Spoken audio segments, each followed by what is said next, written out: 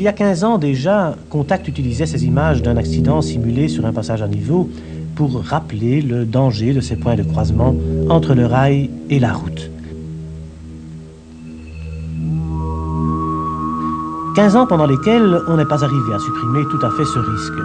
Au contraire même, en 1985, il y a eu 24 morts sur des passages à niveau. Une voiture a été happée par un train sur un passage à niveau. Il y a 3 morts.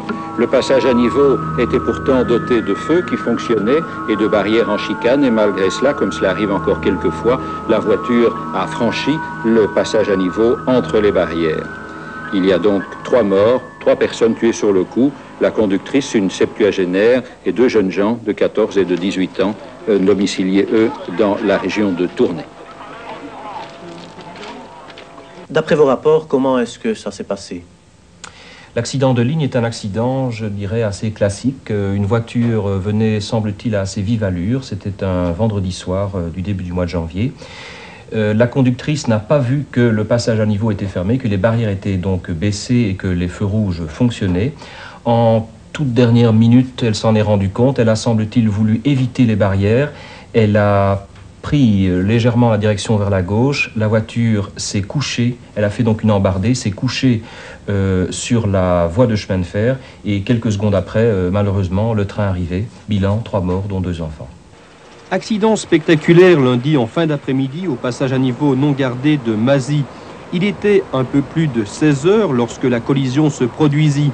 Selon des témoins, les feux clignotants ne fonctionnaient pas et les demi-barrières n'étaient pas abaissées. Une voiture qui se dirigeait vers Sombref franchit le passage à niveau et fut happée par la motrice d'un convoi de marchandises effectuant la ligne Stockholm-Louvain.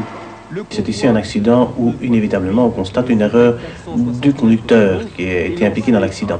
Et il se pourrait quand même que certains accidents surviennent suite à une erreur technique ou une erreur humaine de chemin de fer. Nous avons connu dernièrement, hélas, un accident dû manifestement à une erreur humaine. Ce sont des cas excessivement rares, bien sûr.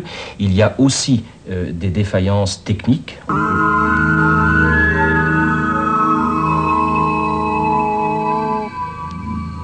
De quoi réfléchir quand vous aborderez un passage à niveau. Souvenez-vous, il pardonne rarement.